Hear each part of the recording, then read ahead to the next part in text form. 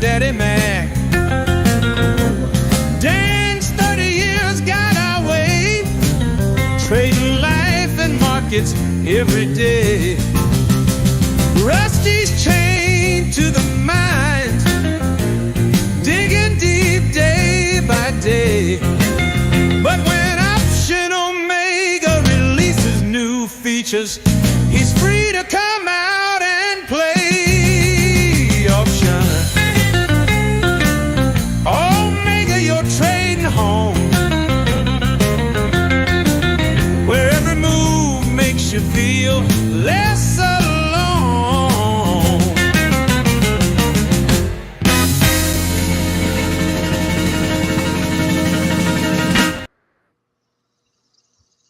Sad day, bad day. Sad day, bad day. I on behalf of the whole Option Omega community, I want to extend a heartfelt I am sorry for Matt. That's right.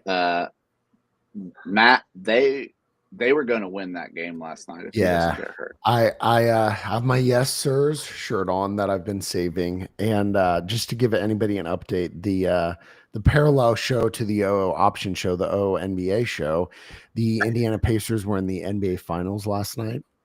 They lost the game.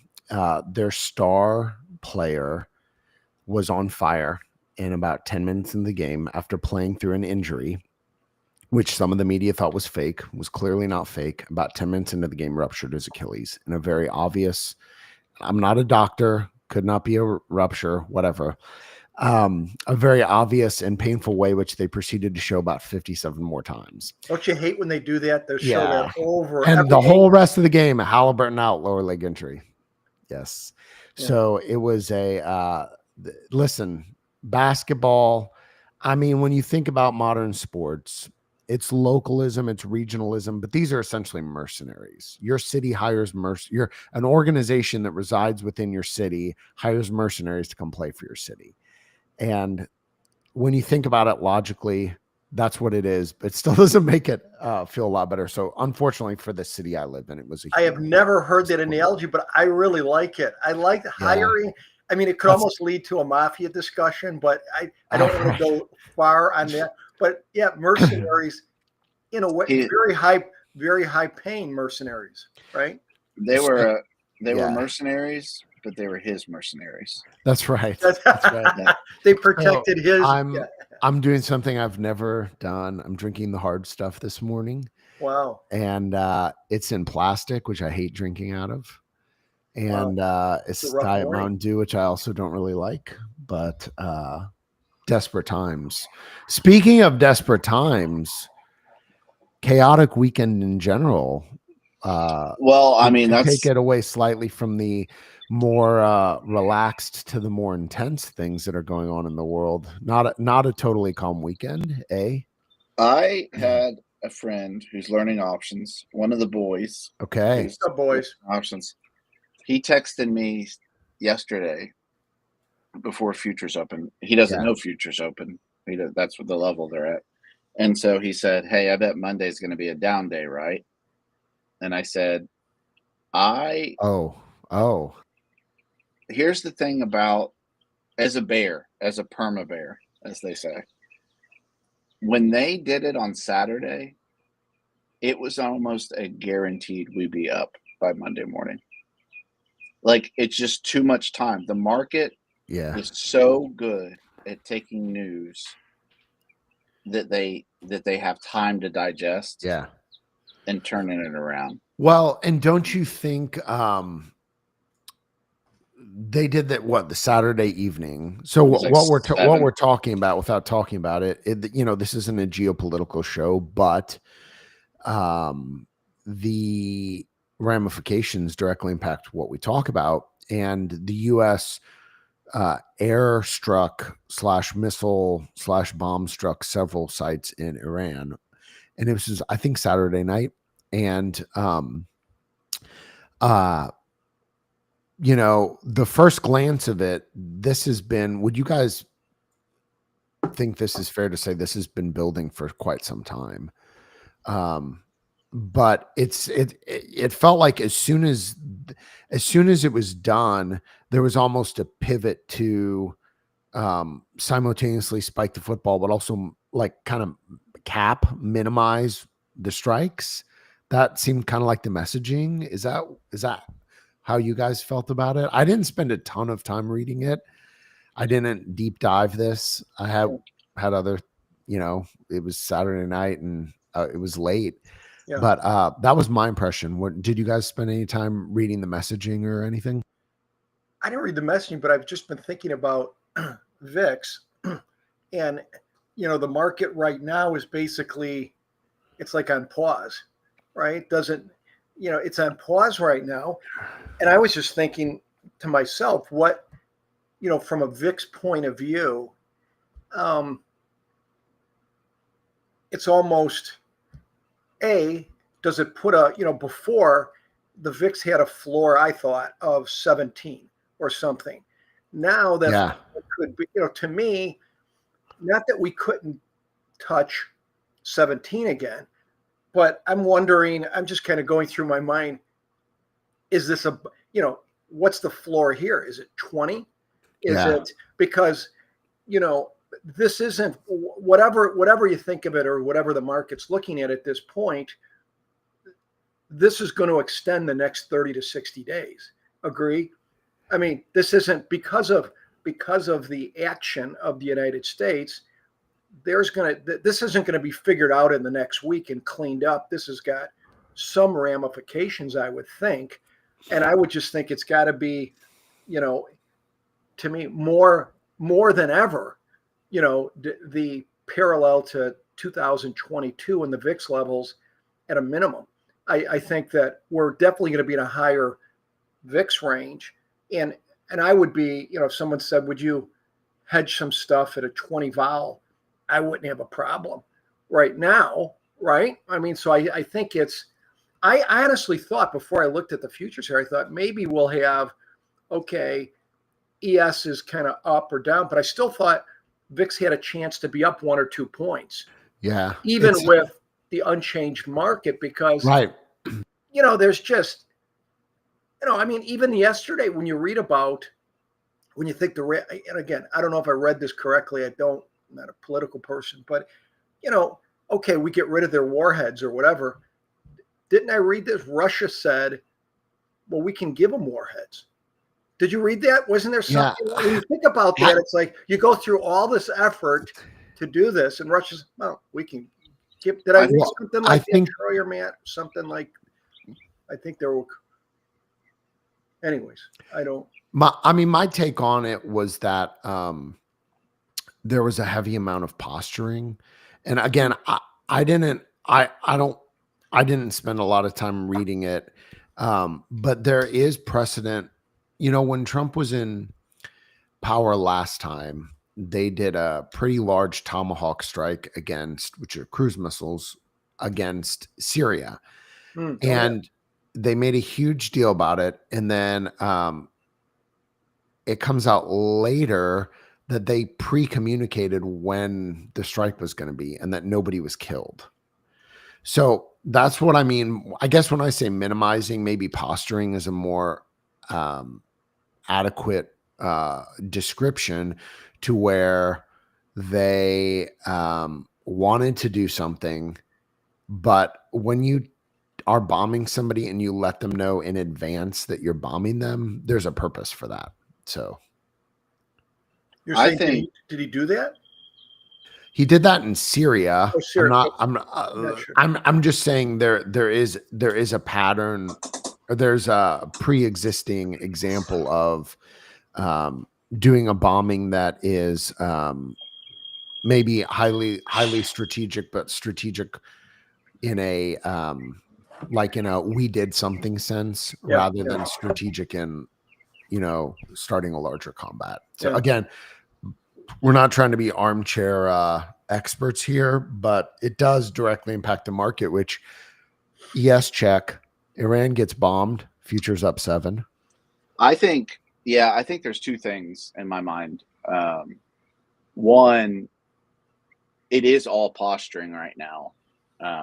I have no doubt in my mind that Iran didn't know when it was happening, but they knew it was probably going to happen. We probably were telling them, like, we probably all but said it's going to happen if you don't negotiate. And so, to Matt's point, really what everybody's waiting for at this point is Iran going to posture back and say, hey, we're going to hit one of your bases tonight at some point. Probably Iraq. I don't know. And then everybody gets out, and then Iran basically come out and be like, we had a forceful response to their aggression. And America's like, yeah, that was forceful. Good job, guys. And that's kind of it. Or what everybody doesn't want is the thing where, like, have you ever, like, with your bros, have you ever, like, when you were kids, like, fake fought, and then at some point, like, someone went a little too far, and then it kind of turns into, like, an actual fight? Like, you're doing that game where you just heat each other's arms. Oh, I hated that. Until you go, that. Right. Yeah. And you tell someone, like, all right, dude, stop. And then they do one more. Yeah. And then that guy goes back. Like, that's the thing that nobody wants is, like, like, Iran, if they did something really stupid, there's enough Americans that love war that, like, it wouldn't be good. Now, to the market thing, I've never disagreed in my life with Dan. This feels harmful to me, what I'm about to say, and I don't trust myself for it. Oh, geez. At all. It's probably better that you do it. Yeah, I don't. I actually think, I don't think it's all-time highs because of this. I actually could see the rest of the summer, the market not going up, but vol going down. In this weird market where we actually take all the vol out, but we're not actually going to all-time highs. Kind of range bound. Range bound, but the worst kind of range bound because there's no premium. Like all the consolidation, the death of vol is what you're saying. Gets sucked out, but we don't make new highs or anything like that. That's my theory. Like maybe where would you say VIX? Maybe 12? Are you saying? Maybe 13, 14. Wow. I mean, that would definitely be. It could be a possibility, Troy, just because it would be contrary to what people might think immediately. Yeah. But and I hope I'm wrong. I really do, because I love vol. Me and vol are, but it. I would prefer your version, Dan. See, I like your version for range bound traders. I mean, I understand mixed month trades. You could look at mixed month trades, but you could tweak some of your favorite range bound mixed month trades. Yeah, be really happy in a low vol environment. But to have a low vol environment and range bound, I don't care. I mean, if you just tell me range bound, I don't care if it's high vol or low vol. It really doesn't matter to me. I mean, because there's you can do both sides. I mean, you can do short rated. You could. I mean, there's a lot of things you could do. And I think if you're just selling Condor, like Mr. Flawless, your MEIC, first glance you would say, oh, multiple entry iron condors would be awesome for that. But it's one, like, and what's crazy to think about this is a lot of people have never even traded in a 14 VIX because there's always newer traders coming in at all times. Like 14 VIX wasn't that long ago, maybe even last year. Yeah. But like, no, it was last year, like, for sure, right? There's a big difference between selling a put spread or a condor for $1 credit and selling it for $4 credit. Yeah. And I feel like that lower VIX, it makes it hard. Like, man, VIX when it was like 9 in 2017, you're getting like 60 cents. But you know what? Yeah, I'll just say this because I remember that was like December of 2017, 9 or 10 VIX. Calendars and stuff. Oh yeah.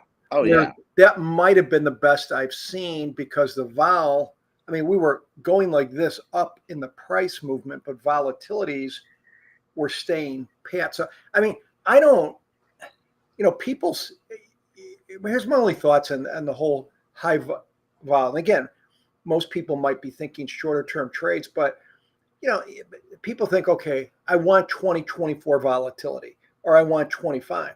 But, there's two sides of it. Well, why is it 2024? Right? I mean, and to me, I've always liked 12 to 14. I've liked it. It's because you can make an argument on iron condors even during that period. Yes, it's low. Yes, I'm getting maybe not a lot of credit, but I'm getting it. Right? You're actually, in most instances that I've seen, you're getting it. Whereas if it's a higher vol, I get it. You're getting more room and stuff, but there's always a reason. So I think it's more that people need to learn to trade they need in their golf bag of arsenal of trades.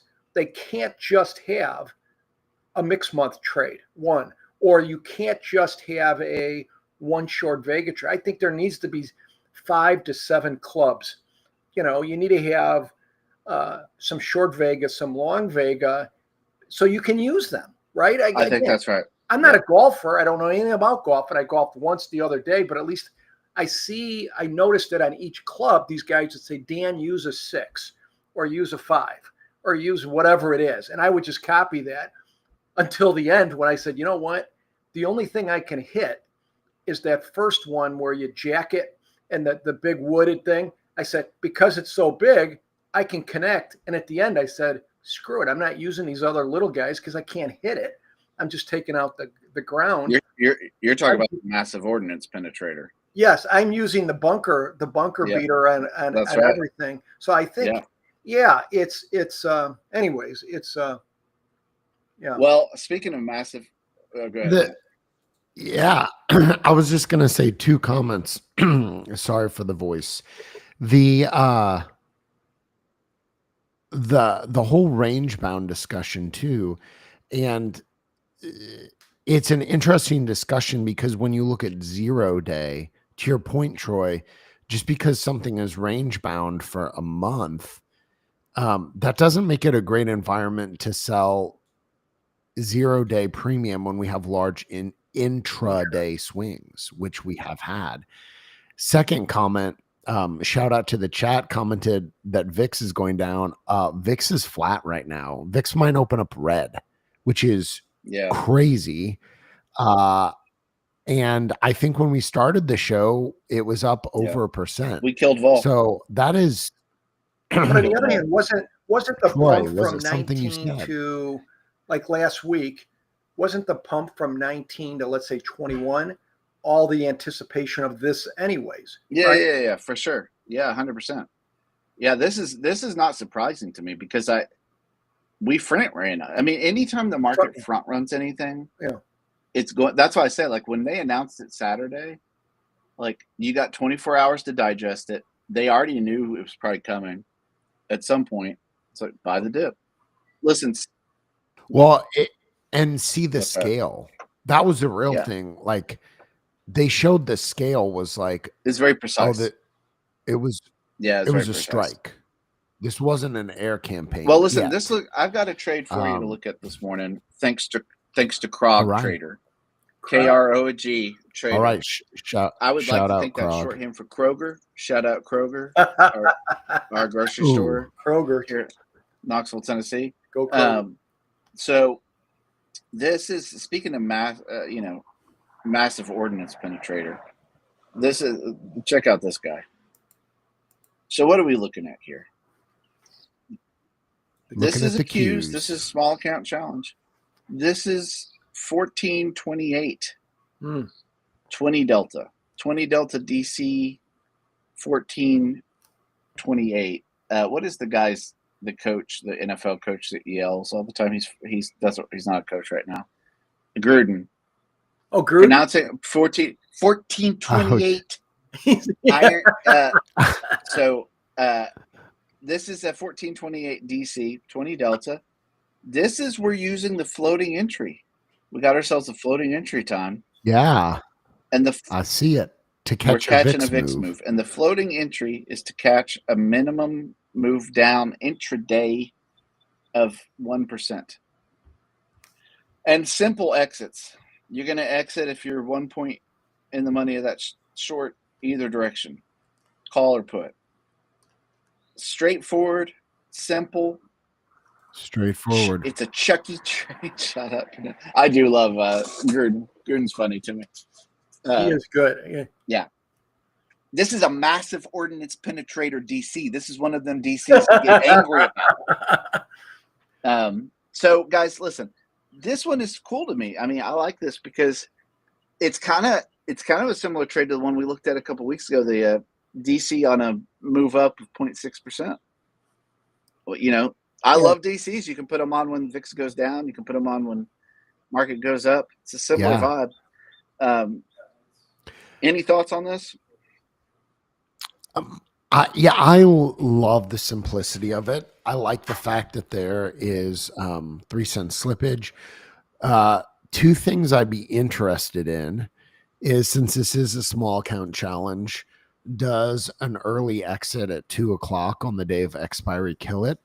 That would probably make it, I'm guessing that's going to make it a little worse, but is there the opportunity to make it better with some sort of vol crush condition? A short long ratio exit maybe, or a maybe a VIX 9-day move down or a VIX move down. Does that just I mean, this back test is going to take a little bit because it's floating entries. We're penetrating the data as we speak. So yeah. Just so everybody understands, floating entry is looking for a trigger, and you're essentially checking every single minute. So the back test obviously takes longer than if you're just checking 1 minute. This one's going down into the bunker as we speak. It's drilling down massively, and then we're. I can't believe that VIX is up less now. I'm watching. I have TradingView up right now, and I'm just like, the market never ceases to surprise people, but it's surprising me right now because VIX is usually. But look how good at traders we are that we're staying calm about it. It really reveals our positions. The fact that we're not like, look at this stupid market, this stupid freaking market. Yeah. Why doesn't it do as? I mean, I think are you too good for your phone? For all my Vega Go home, trades. VIX. Go back to 30. But who knows? I mean, this is Monday morning at open. It doesn't like. I just wonder if the futures, at least, are, the market hates uncertainty, and they got some measure of certainty from the action. So the capture rate went down. I'm looking at capture rate on this right now, by the way, because we contract capped it. So that makes MAR, as a function of drawdown and CAGR, as I say every time, and we'll continue to say it, since it's contract capped, that will cap the drawdown and the CAGR. So capture rate to me takes on a little bit more significance. And the capture rate only changed a little bit. It did change some, but I think it was like 4.5 before. So, hey, shout out to the chat. Interesting question. If any of the chat has been trading DCs on Qs, what are you seeing in your own forward testing for entry and exit slippage? Any feedback from the chat? Because VIX just spiked almost 1%. Something going on, chat. Let us know. Is Mr. VIX listening to the OO show? Oh, I'm monitoring the situation. It's my wife's favorite thing. My wife's favorite thing I do is monitoring the situation. I told you for Father's Day, I heard a good joke to say that's all a father wants is just 20 minutes of uninterrupted time to explain the situation to his family. The economic political state of the world. Do you really know what you're talking about, honey? I read a Substack on this. You can believe me. So running it year to date's much better. So it's done much better year to date. You've had 90 trades. Has it? I mean, here's the thing. I'm looking at capture rate, and the capture rate's down a little bit, but roughly the same. So, I mean, let's just take a step back at this. And Troy, just look at the main metrics. Listen, if this is all you did, and this was the trade. Now, again, back tests are backward looking. They're not forward looking. You may not exactly mirror the back test, but putting one of these on a day, you could stack them up. So you're probably deploying all of your capital. But at a 4% capture rate, if you're stacking them up and cycling them, 4% is not super high. Again, I think we can get it higher with some sort of crush exit. Still take somebody's capital up like an eye-watering amount to a hedge fund, you know? Yeah. Listen, U.S. assesses high risk of Iranian retaliation against U.S. forces soon. U.S. still pursuing diplomatic resolution. Now, VIX just jumped 1%. The question is, did VIX? This is actually the most American question ever. Do you think VIX got excited that we're still pursuing diplomatic resolution, or that there's a chance that we could get spicy? I'm thinking VIX is more. Listen, if you this, I don't mean to be political, you know, but I think we all can agree that pecans are better than almonds. And anyway, yeah, I'm with you on that. Yeah. And pecan pie alone. Pie. Almond pie is not a thing. If I was going to bake you a pie for Thanksgiving, what is what is a Dan Sheridan request for a pie? Well, I'll tell you strike me as a pie guy. Yeah, you know, there's two quick comments on the food thing. Number one, you know, when I think of like food addictions that I've ever, you know, it's the McRib from McDonald's, but then it's the French silk pie from extra pickle. Baker Square. Remember Baker's? You guys ever Baker Squares by you? That French silk pie. I don't know what they put in it. Yes, I do know. Yes, goodness. I do remember that, Dan. My parents. They like the bacon. Hey, Troy, while we're talking, is there any chance on this one if you did?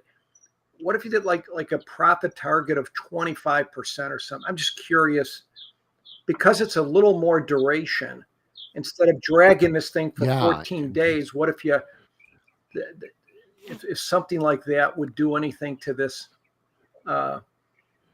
Into this thing, but have you guys ever had like a Baker Square pies or? Yes. Yeah, Matt says yes. Okay. After church, we would get those. I know exactly what you're talking about. Where is Baker Square? Well, Dan? that's a good question. I have not seen any in Knoxville. Is it still open? No, I don't think it's in Knoxville. I'll say this. The cigar shop that I go to, Smokies, it's the closest thing to Cheers you've got. Everybody knows your name. They're asking how your kids are doing. You know, some people I've heard, and this is, I mean, it's controversial. I mean, people have different opinions about this. Some people think that cigars are bad for you. And I was in there the other day for Father's Day, and they had a table like with 800 bags of different types of pecans. And they said, we're going to start carrying pecans.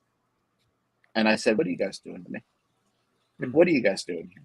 This is insane. Like, I'm already sitting here smoking cigars all day. Yeah. You're going to add candied pecans as an option for me just to sit and snack on while I'm smoking my cigars. Ooh, oh, it's dangerous. Tough. Talk about massive ordinance penetrator. Anyway. All right. So, guys, can I just? No, go ahead. Go ahead. I have something super important, though. There's a Baker Square pie only inside of Famous Dave's on Advantage Place. Inside Famous Dave's?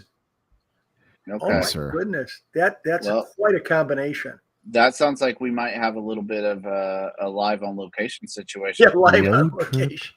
A little live on location situation. Yeah. Dan, so this has increased the win percentage by a few points, but destroyed the Mar. Well, no. Go up a bit. I mean a little bit, but like capture rate went down a little bit. But again, I mean, 2.2 is a good way to do it. I mean, like I don't blame that. That's fine, you know. But I will say this. Go ahead, Matt. One thing that is interesting is these type of DCs are interesting to do profit actions and to kind of example something that Dan has talked about over the years. Dan, I think I'm not putting words in your mouth, but if you have a trade that gets unreasonable profits early, you will often take those unreasonable profits. Yes. Yes. And you can test that on Option Omega with profit actions, and that's beyond the scope of what we're going to do in 5 minutes. But I think, Troy, are we going to spend a couple days with No, this this is a DC? set it and forget it. I mean, we can do it every. Listen, all right. Well, Matt. I'm just gonna give it a shout out to the chat that if we got a couple different things that are worth iterating on, and one of them might be taking unreasonable profits early. If you don't know how to do that, we have a free class on Option Omega Academy called Backtesting Bootcamp, and it talks through profit actions. We're reshooting the whole class. It's brand new content. If you haven't taken it in the last week, it's brand new. Most of the class. And it goes through profit actions, but profit actions allow you to test. In a test like this, there occasionally will be a situation where you say, the DC I've never seen a DC do this, or any trade, I've never seen a trade do this. You can back test that. Does it make sense in those rare times to take profits early? This capture rate, Troy, I'm not sure what you did, but this is the highest one I think we've seen at 4.7% capture rate. Is this back just to I wanted OG? to show you. Yeah, this is the OG, but basically, remember what we talk about all the time, that we want to make sure if we're starting with 5,000 that we have sequence risk. So we want to test that. Okay. So we moved it to 100,000 and we allocated 10% per trade. And that just to show you, I'm not saying advocate for that, but to show you your drawdown goes up, but your CAGR goes up a ton more as well. And so that's something to take, making a good MAR. So something to take into consideration. Listen, I'm going to do this live because this is what we do on the O Show. You see that button right there? Yeah. Yes, sir. We're going to automate it. We're going to do one contract.